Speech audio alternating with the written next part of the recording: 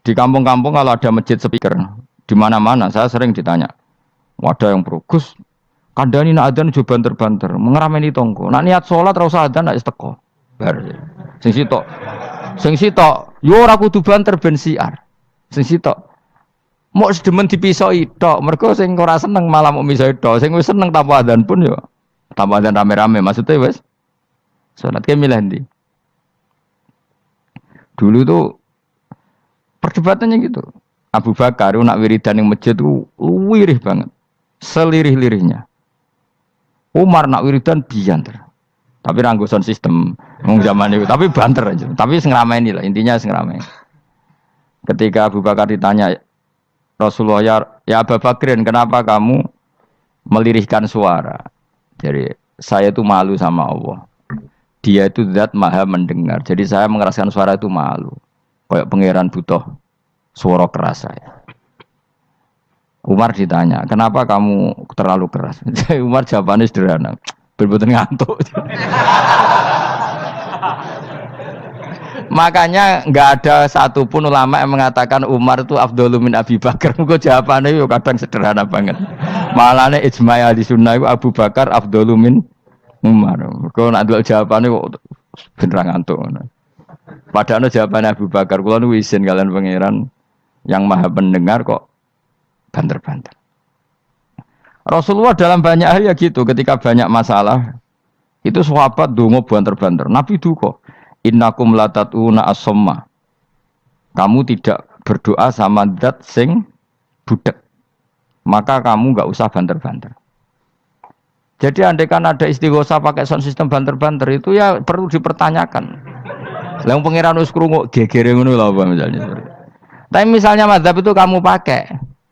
Terus ada pertanyaan, dangdutan saja banter. Kenapa kalimat thayyibah tidak boleh banter? Masalah mana? Ya asal isi dunia itu masalah.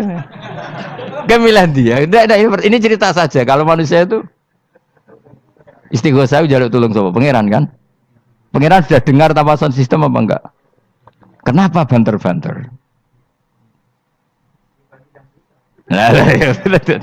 Tapi kalau tadi dibalik dangdutan saja banter-banter. Kenapa kalimat thayyibah tidak boleh banter-banter? Bismillahirrahmanirrahim. Ya khisimun ngaten wae kan apa ketika terjadi kiamat niku tak khuduhum wa hum khisimun. Jadi manusia itu takdire iku seneng tukaran. Karena tadi ya sengketa yang mari tukaran, pendapat baik yang masih nyari yang terbaik, sama-sama kebenaran nyari yang paling benar. Karena manusia itu dari awal kurang penggawean. Jadi barang apik cek diperdebatno dengan yang luwih napa? Apik. Sehingga bayangannya pangeran niku sok ben nak kiamat kapan saja terjadi ku wong lagi sibuk para padu, lagi sibuk gegeran. Wes iku mesti. Karena tadi manusia niku pun watak dasare niku konflik. Ya tadi misalnya pengurus masjid bahkan mungkin organisasi-organisasi perdamaian itu pas rapat ya tukaran. Padahal organisasi ini perdamaian. Ya tapi pas rapat lalu solusinya apa? Solusinya begini sih, tok debat gini. Padahal napa? Organisasi napa? Perdamaian. Tapi ya tetap tukaran. Asal cek manusia itu tukaran. Uniknya lagi manusia itu kalau ingin damai juga harus punya alat untuk tukaran. Nah orang ya tidak. Lalu kalau nanti ngaji kitab dalam salah satu kitab ada makalah gini. Idza aradta as-sulha fasta'id dalil harbi. Kalau kamu ingin damai, maka siapkan alat perang sebanyak mungkin. Karena logikanya gini ya, kalau misalnya ada bajingan atau penjahat, dia punya bom, punya pedang, terus kamu sebagai orang soleh tidak punya apa-apa, bisa enggak bergening perdamaian? Kan enggak bisa. Mereka terpaksa damai karena kamu punya senjata yang imbang. Jadi kalau musuh kamu punya nuklir terus kayak enggak punya apa-apa, ayo damai wae. Kono kan rugi damai. Wong tak bom kena kok damai barang kan gitu. Makanya kamu harus punya senjata yang imbang. Makanya dalam tafsir-tafsir itu diterangkan ketika Allah menyuruh kita wa'iddu lahum mastata'tum min quwwati wa min ribatil khaili turhibu nabi aduwallah. Kamu umat Islam harus menyediakan alat perang sebanyak mungkin. Itu bukan berarti Allah menyuruh umat Islam perang terus ibuatan. Dalam keadaan dunia yang banyak gesekan seperti ini, orang itu bisa damai justru kalau sama-sama punya senjata. Dan itu teori itu dipakai seluruh dunia. Segamane cara sing didelok wong akeh sing ora jare. Misalnya Amerika kan terkenal dikjaya, Korea Utara ben dirgani Amerika kudu gawe senjata sebanyak-banyaknya. Ya sudah seperti itu sudah teori yang dikatakan Quran. Mata dolim itu nak ora diimbangi ya mesti yang satu diinjek. Makanya dalam fikih Islam itu lucu. Fikih rodok jorok tapi gelem ra gelem kayak kudu setuju. Ya cara fikih kowe di bojo ayu cek elek. Nek ra gelem mbok kumpuli ra wajib mbok nafakoi. Dadi kono iso ngancam gak buka dhuwit ra tak kei. Ajane rodok jorok fikih. Itu cara fikih memang gitu. Perempuan itu tidak wajib melayani suaminya jika tidak dikasih nafkah. Lucunya fikih yang merovokasi sing lanang dan wong lanang ra wajib nafkahi nek ra dikai iku wis ora usah terangno iku opo. Jadi fikih itu karena ngikuti teori umum. Makanya Mbah Mun itu fikih kata beliau itu aku mbek fikih ini ra cocok. Aku ape omah tapi dagangan perkara itu. Tapi memang secara prosedur fikih gitu. Mana wong kere-kere iku pancen ya ora untuk jatah kelon karena ra iso nafkahi gitu. Itu cara fikih. Memang seperti itu. Karena kere kok pola, napa? Kere kok pola. Kalau nak kere kudu ganteng. Jadi orang untuk jatah sing wedok sing seneng lah itu ijek untuk jatah. Tapi nak wis kere elek ya wis nelongso perkarane memang. Jadi karena seorang istri wajib melayani suaminya jika tidak kodak nafkahi. Bahkan menurut fikih Islam itu boleh rafa. Jadi oleh rafanya hakim. Pak hakim suami saya kere itu boleh. Dan itu bisa diceraikan oleh siapa? Hakim. Jadi rafa. Karena tadi manusia itu yakhisimun di mental konflik. Dan mental konflik itu tidak dihilangkan Allah sama sekali kecuali nanti setelah di surga. Makanya Allah ngendikan apa? Wa naza'na ma fi sudurihim min ghillin. Jadi sifat drengki, sifat hasud itu dihilangkan nanti setelah di surga. Artinya di dunia itu antar wong soleh ya mesti hasud. Mana ada sing ora soleh, sing soleh wae kudu hasud. Ya senine ngono. Waktu Indonesia ini rebutan dari presiden iku geger, rebutan masjid geger. Bahkan rebutan ngeklaim nak salate paling sah, torekoe paling bener iku ya geger. Padahal yang ngerti otoritas itu yang pangeran, tapi manusia tetap menang kalah wae geger. Besu sak PT nak seneng dalan ya geger. Kalau sering Pak besu balapan itu kadang nggih sak napa? Sak PT, sak PO itu. Karena nanti bayangannya pangeran itu ya mesti terjadi yang pangeran sing ngendikan kiamat itu tak khuduhum wahum yakhisimun. Jadi ben ora men Yasin antok ora paham tak tulung bangunan ora paham bangeten. Wahum fi ghaflatin minha bitakhasumin wa tabayu'in wa aklin wasyubin. Mesti manusia itu di mental takhasum saling berebut. Makanya cita-citanya Sayyidina Ali dawuh Sayyidina Ali ana awaluman yatsu baina yadayir rahmanil khusumah dari Sayyidina Ali. Saya nanti pertama ketemu pangeran itu akan melaporkan musuh-musuh saya. Jadi cita-citane dene ngono. Aku lah di rencana ngono. Aku lah di ben seru no. Jebule bareng lapor ku alah wah ya nyoro. Sayyidina Ali pede wae anak gue wis lapor jebule. Salah. Karena apa? Ya itu tadi.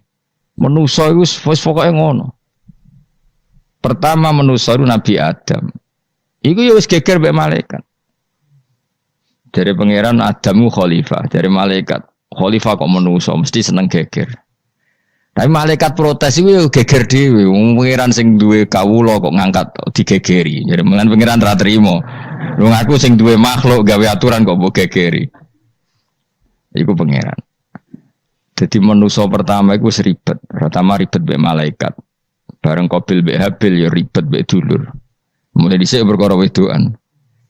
Jadi sekunane kunong wedok mari ribet. Gak ono wedok tambah ribet. Wis pokoke donya wis ribet wis dinikmati wae no. Dinikmati. Makanya banyak orang top itu. Kalau punya kenalan banyak orang top. Niku ribet itu di manage.